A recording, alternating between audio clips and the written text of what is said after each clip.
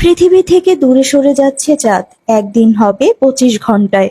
চাঁদ ধীরে ধীরে দূরে সরে যাওয়াতে মহাকর্ষীয় প্রভাবের কারণে পৃথিবীর ঘূর্ণগতি কমে যাচ্ছে। যেখানে ঘড়ির কাঁটায় 24 ঘন্টাকে একদিন হিসাবে গণনা করা হয়, কিন্তু নতুন গবেষণায় দেখা গেছে চাঁদ ধীরে ধীরে দূরে সরে যাওয়ার মহাকর্ষীয় প্রভাবের কারণে পৃথিবীর ঘূর্ণগতি কমে যাচ্ছে। এর ফলে পৃথিবীর দিনের সময় ধীরে ধীরে বাড়ছে। দিনের সময় বাড়ার এই হার সেকেন্ডের ভগ্নাংশ হওয়ায় সাধারণভাবে বোঝা যায় না। গবেষকরা বলেছেন পৃথিবী থেকে চাঁদের বর্তমান দূরত্ব 3,84,400 কিলোমিটার।